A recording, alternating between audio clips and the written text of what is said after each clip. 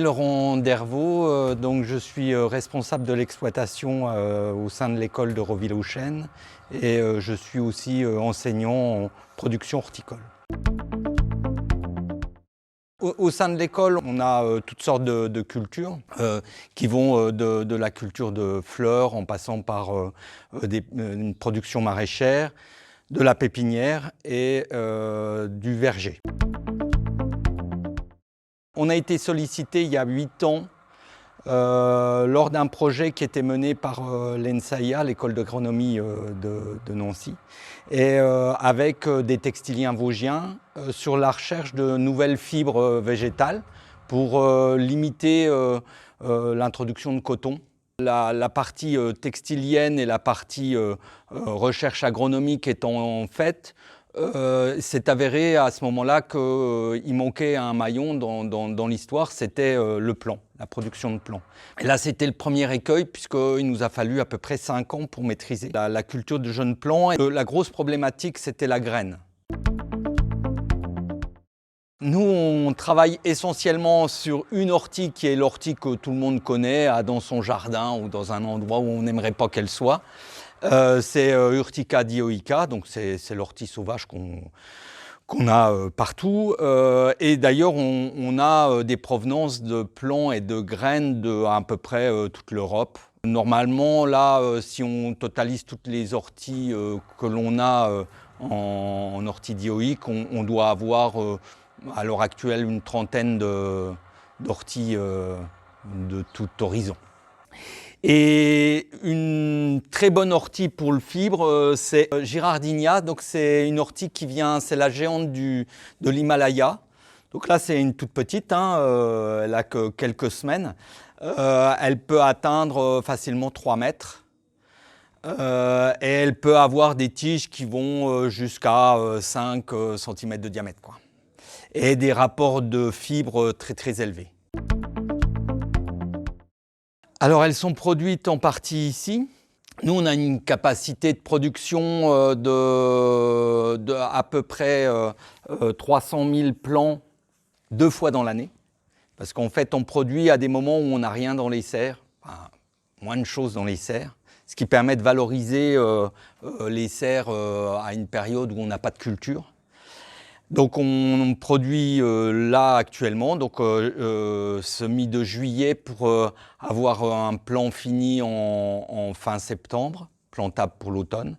Et puis on a une production en janvier, début février pour une livraison de printemps.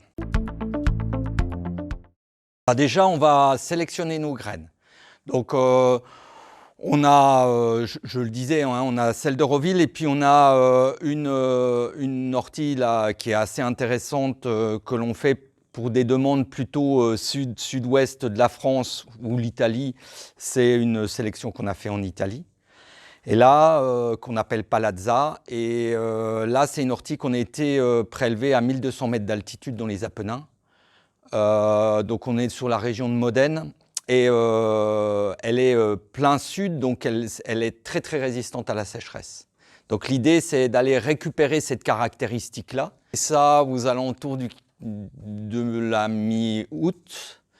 Et on fait un séchage, après un battage, un tamisage. Et après, pour l'instant, on fait encore du tri à la main, donc c'est par soufflage. Une graine, une graine d'ortie, c'est très petit, en moyenne 1200 graines au gramme. Pour établir 1 kg de graines, il faut prélever à peu près 300 kg de hampes fraîches. Et pour faire 1 kg de graines, on compte à peu près 20 heures de tri. Le fait de devoir semer. Donc on a cherché un standard.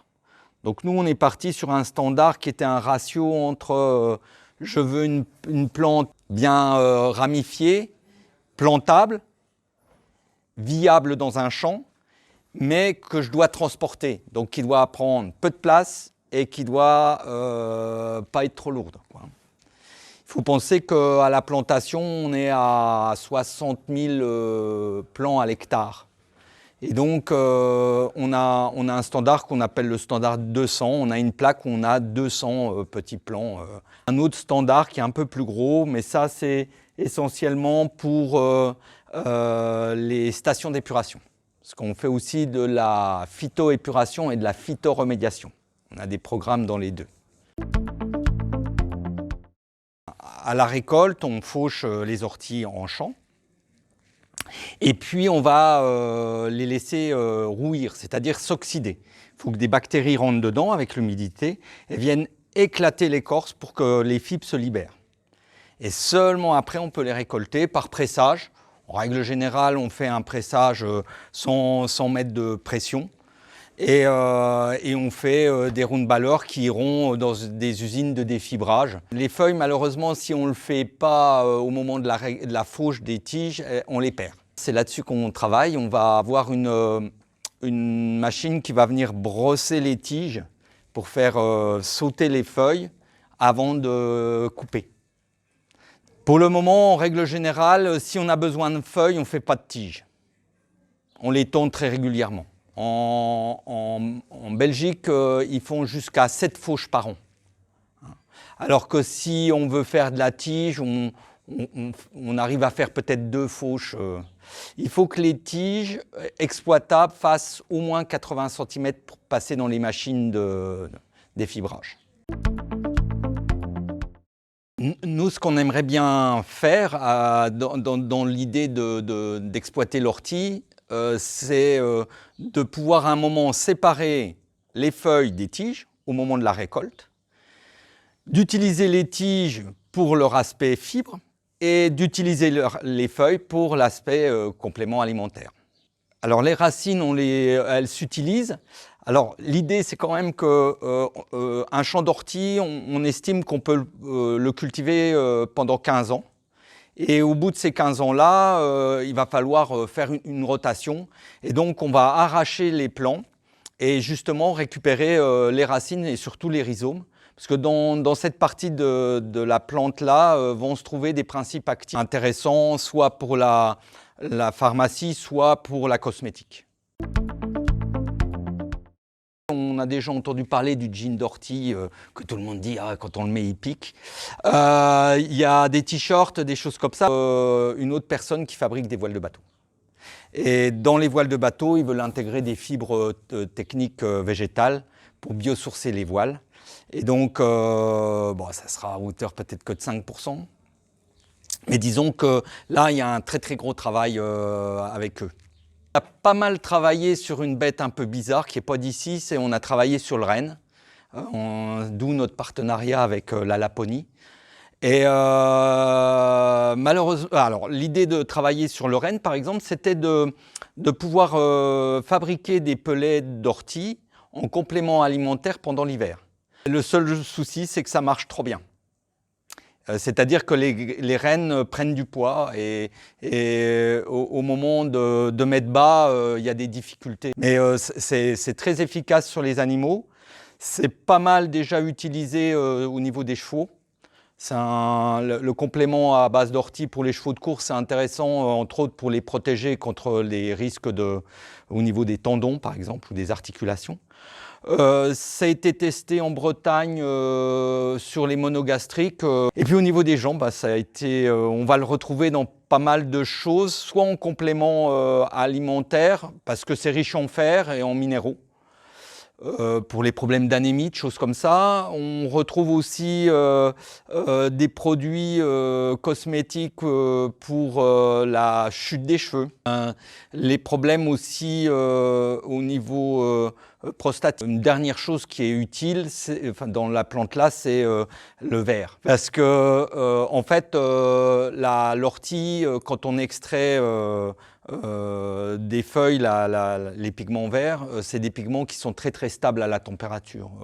C'est capable de rester vert pratiquement 3 heures à 100 degrés, quoi. C'est une culture non irriguée, non traitée, et bon, par contre, qui aime bien un peu l'azote, donc il faudra la fertiliser. Pour l'agriculteur, moi, je pense qu'il y a un intérêt parce que l'agriculteur, lui, il va pouvoir dans le cadre d'une diversification, hein, de dire, bon ben voilà, moi j'ai mon petit champ d'orties là, je produis mes orties, le mieux c'est de les produire en bio.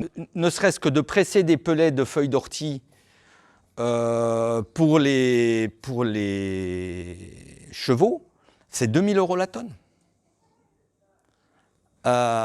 Donc voilà, il y a un marché. Nous, on avait calculé que si on arrache 1 hectare de racines d'ortie, si on les vend, on peut en financer largement 5. Donc voilà, c'est une autre dimension, c'est une réflexion à beaucoup plus long terme. Alors, il y a 2 freins. Mais le premier frein, c'est essentiellement le fait que ce soit de l'ortie. C'est-à-dire qu'on est obligé de passer à un stade agricole où les agriculteurs se sont évertués à tuer les orties pendant des décennies. Et maintenant, on vient les voir et on leur dit « Tiens, ce serait pas mal de cultiver ça ». Deuxième frein, c'est l'implantation, parce qu'on n'est plus sur du semis, on n'est plus sur des choses comme ça, c'est du repiquage en champ. Je disais, on est plutôt sur un métier de maraîcher, quoi. On va utiliser d'ailleurs les mêmes machines, c'est des planteuses à choux qu'on va utiliser pour planter. Le fait que ce soit un peu cher à l'hectare, hein, il faut compter avec la fourniture, le temps passé, etc. On n'est pas loin des 10 000 € l'hectare. Hein. C'est lissé sur 15 ans. Hein. Donc voilà, c'est sûr que c'est un investissement. Et puis le dernier frein, c'est qu'il n'y a pas de filière. Je pense qu'il faut aussi qu'on montre qu'on a le métier de l'horticulture n'est pas du tout fermé, quoi. Ça ne s'arrête pas au géranium et à la salade. Et que dans une dynamique d'entreprise, quelquefois c'est bien de changer et d'aller voir sur d'autres productions, quoi. On aimerait bien à terme, à 5 ans, on aimerait bien, je vous dis, ce serait d'avoir 1 000 hectares.